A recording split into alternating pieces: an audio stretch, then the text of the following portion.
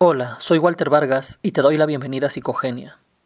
Empezaré diciendo que quienes ayudamos diariamente a personas que sufren de ansiedad, siempre diremos que una de las estrategias más efectivas para reducir la ansiedad y superarla es enfrentarla en lugar de huir de ella.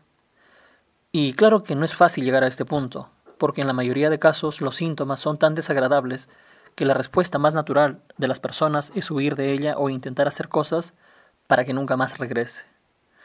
Como por ejemplo, intentar distraerse continuamente.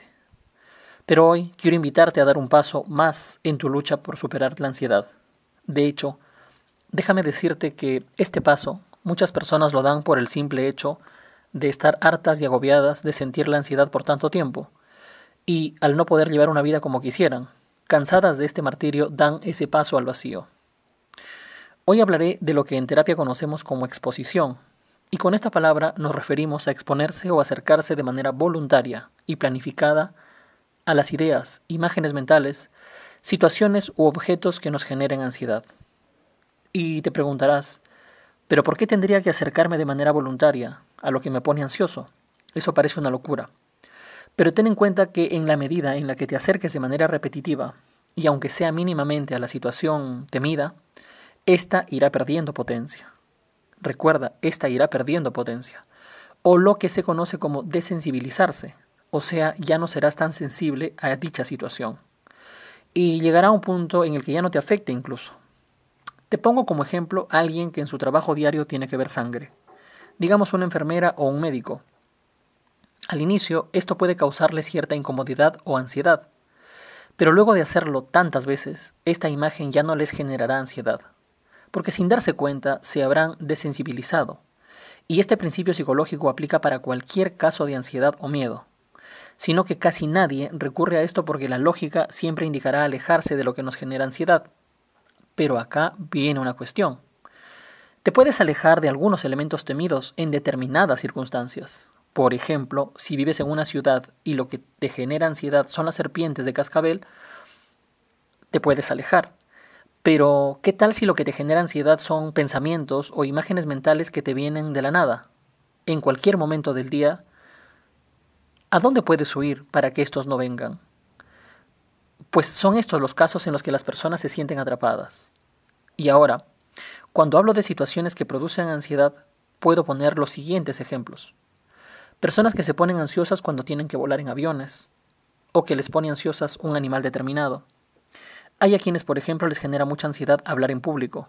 A otras les genera ansiedad determinados pensamientos o imágenes mentales de algo que puede suceder en el futuro. Los ejemplos, como podemos ver, son diversos y la idea es que cada quien ajuste el procedimiento que voy a indicar a su situación en particular, ya sea ansiedad por un objeto o situación concreta o por pensamientos o cuestiones imaginadas. Entonces, para empezar este camino de enfrentarse a la ansiedad atrayéndola a de a poquitos, de manera voluntaria, hay que tener en cuenta algunas reglas que son fundamentales. Primero, cuanto mayor es el miedo a algo, más frecuentemente debo exponerme a ello. Recuerda, es la lógica con la que debes ver tu ansiedad desde ahora. Cuanto mayor es el miedo a algo, más frecuentemente debo exponerme a ello. Segundo, la clave del éxito es la exposición regular y prolongada a actividades planeadas con anterioridad y con un grado de dificultad creciente. La práctica gradual hace improbable la ocurrencia de los ataques de pánico, porque es algo que va a pocos. Ahora, vamos a la planificación del tipo de exposición moldeado a cada caso, para lo cual serán de utilidad estos pasos que te voy a decir a continuación.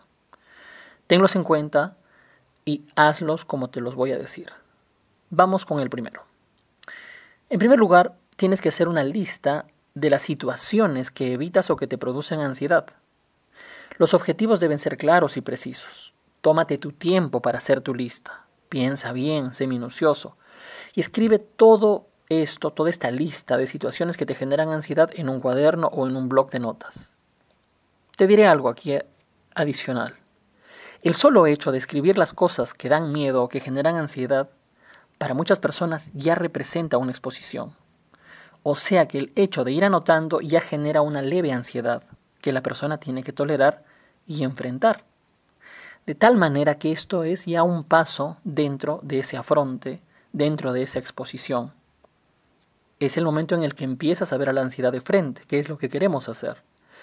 Verla de frente en lugar de huir de ella. Entonces, vamos por esa primera lista.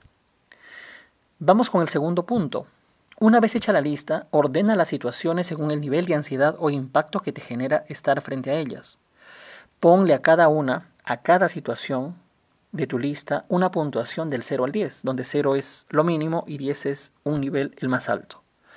Porque recuerda que la exposición debe ser gradual y habrá entonces que empezar por la situación que menos te impacte, o sea, aquella que haya recibido una menor puntuación del 0 al 10. Te pongo como ejemplo a alguien que tiene mucho miedo a hablar en público. Su miedo general es tengo miedo a hablar frente a personas. Al ponerse a analizar su situación, se da cuenta que el solo hecho de ver un auditorio, aunque sea vacío, ver un auditorio vacío ya le genera ansiedad. En este caso, al puntuar, sería una ansiedad de 2 sobre 10.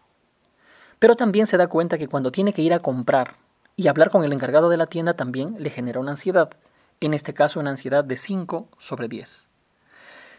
La siguiente situación que identifica es cuando está en clase y tiene que levantar la mano para hacer una pregunta al profesor. Situación que le genera una ansiedad de 7 sobre 10. Y finalmente, la situación que le genera un 10 sobre 10 es cuando sale al frente de sus compañeros de trabajo, de estudio, y tiene que hablar por más de 20 minutos y finalmente afrontar una ronda de preguntas. Dicha situación le genera un nivel de 10 sobre 10. Te das cuenta que esta persona acaba de hacer una clasificación por niveles y esto le permitirá empezar a exponerse por las más bajas, o sea, la que tiene 2, la que tiene 5. Entonces, ahora tendrá que acercarse, ya sea físicamente o en imaginación, a estas situaciones que ha puntuado más bajas, hasta que éstas ya no le generen ansiedad, o sea, que logre tolerarlas, para recién pasar a la siguiente que tiene una puntuación más alta. Cuando no se ordena así el procedimiento, la persona puede pretender empezar por la situación que le genera 10 de 10. ¿Y qué crees que pasará? Si intenta afrontar la situación, la primera que use es la que tiene una mayor puntuación, o sea, la de 10 de 10, se frustrará y probablemente pueda hasta entrar en pánico porque está empezando por la situación que más ansiedad despierta en él. Y este pánico podrá alimentar la idea de que su ansiedad es invencible, y lo cual no queremos. Vamos con la recomendación número 3. Ahora asegúrate de repetir la práctica de acercarte a la situación que te genera ansiedad todas las veces que sean necesarias, hasta que puedas manejarla sin dificultad, hasta que ésta ya no te afecte. Hay que repetir, acercarse a dicha situación constantemente, requiere mucha perseverancia. Ahora, recuerda pasar a la siguiente situación de tu lista porque ya has superado la primera y así irás sucesivamente. Ojo, acá hay un punto importante. No subestimes tus avances, aunque estos te parezcan muy escasos o pequeños. Yo sé que tú anhelas mejorar lo más pronto posible, pero esa prisa excesiva puede ser un combustible para tu ansiedad y también puede llevarte a no valorar lo que vienes haciendo bien, que de hecho es algo muy común en las personas que tienen ansiedad, pasar por alto las cosas que sí vienen haciendo bien y solo quedarse con las que les salen mal. No importa que las tareas que te propongas sean fáciles para otras personas, no te compares. Importa cuán difíciles sean para ti. En este sentido, tú eres tu propia medida. Infravalorar los éxitos hace que uno se sienta mal y es un obstáculo para seguir intentándolo. Muchas veces, sumando pequeños éxitos es como se obtienen los grandes logros. Eso no lo puedes olvidar. Ahora, respecto a planificar las actividades de exposición sin prisas especiales y sin otros contratiempos añadidos, como por ejemplo hambre, falta de sueño, enfermedad, tensión premenstrual, etc. Con esto, ¿qué quiero decir? Que escojas un espacio de tu día donde puedas dedicarte de manera exclusiva, sin contratiempos, como dije al inicio, para poder exponerte a la situación a la que le temes, donde tu práctica no se cruce con otras tareas, responsabilidades o preocupaciones, porque éstas finalmente impedirán que te enfoques en tu ejercicio de exposición.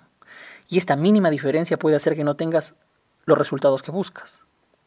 Enfrentar la ansiedad implica decirse a sí mismo, de tal a tal hora haré mi exposición, haré el ejercicio de tal hora a tal hora del día y me dedicaré solamente a enfrentar mis emociones, a enfrentar mis miedos.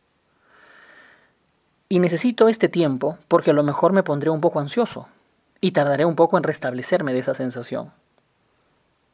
Te das cuenta de la importancia que es dar un tiempo específico considerable del día y no hacerlo en un momento que sobra. Porque acá viene una de las cosas que siempre me dicen los pacientes que están a punto de enfrentarse o generar voluntariamente su ansiedad. Ellos me suelen decir, ¿y qué tal si yo atraigo la ansiedad y luego no se me va?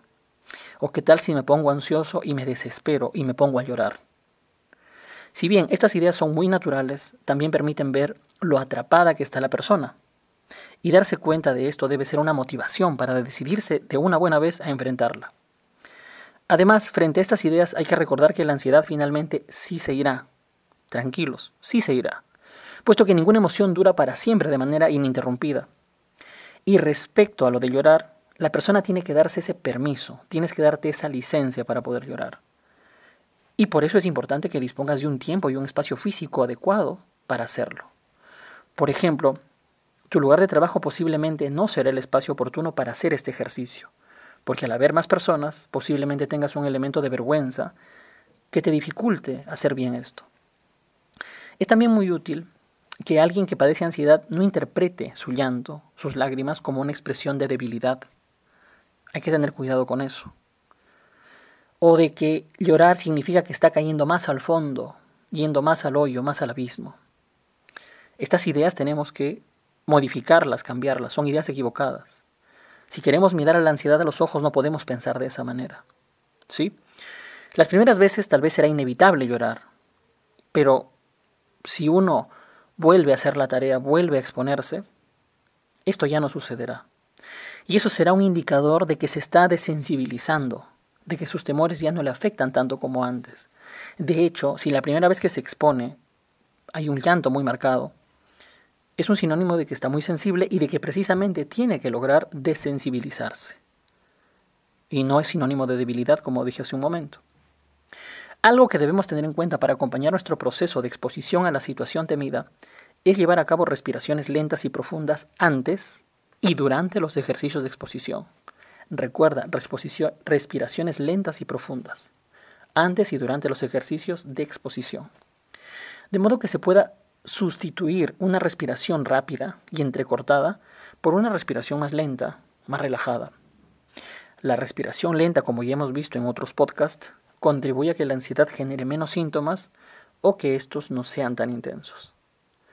Cuando empieces a sentir una mínima ansiedad durante tu ejercicio de exposición, esta debe servirte como una señal para ensayar estrategias de afrontamiento. Mini relajación, por ejemplo, mediante la respiración lenta o del diafragma, pensamientos realistas sobre el pánico, concentrarte en la situación y no en las sensaciones físicas.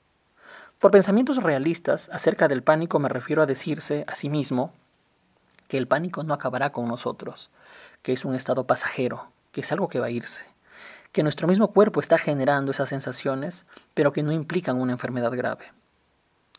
Siguiente punto a tener en cuenta es que tus objetivos sean graduales y realistas. Recuerda que grandes expectativas también pueden implicar grandes decepciones. El fin es hacer manejable la ansiedad, no eliminarla. Repite esa idea.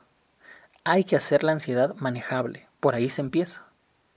Es mucho más fácil controlar la ansiedad en sus primeras fases, antes de que alcance un nivel muy elevado. La intención de eliminar por completo a la ansiedad puede llevarte a desesperarte y no valorar los pequeños avances porque finalmente aspiras a una desaparición total, que al menos en una primera etapa tal vez no se va a dar. Recuerda también que es normal que haya altibajos y contratiempos en tu proceso. Lo ideal es permanecer en la situación hasta que observes una reducción sustancial de la ansiedad y hasta que desaparezca el deseo de escapar. Esto es fundamental. El deseo de escapar tiene que haberse disminuido en cada vez que hagas tu exposición voluntaria. Será el indicio de que toleras o resistes mejor y de que cada vez la ansiedad te afecta menos. Si a pesar de todo abandonas la situación antes de que la ansiedad haya disminuido lo suficiente, lo que debes hacer es alejarte lo menos posible, tranquilizarte y volver a la situación lo más pronto que puedas. Y esto es porque cada vez que uno escapa de la ansiedad, ésta se hace más potente para futuras situaciones. Por ejemplo, cada vez que una persona que tiene pánico a hablar en público escapa de esa responsabilidad, sus ideas de que es peligroso pararse frente de gente y dar un discurso se hacen más potentes, y se convence más de que esto es real. De esto también, que aquellas personas que, estando en la calle, experimentaron una crisis de pánico, por lo cual tuvieron que tomar un taxi, por ejemplo, y regresar raudamente a casa, ese hecho de huir del espacio donde estuvieron, alimenta más la sensación de que salir a la calle es muy peligroso, de tal manera que esas personas pueden empezar a evitar salir de casa. En dicha situación es mejor permanecer en el lugar donde empieza la situación de ansiedad, la crisis de pánico, y evitar en la medida de lo posible huir de ese espacio, porque huir potenciará las ideas de que el lugar es peligroso.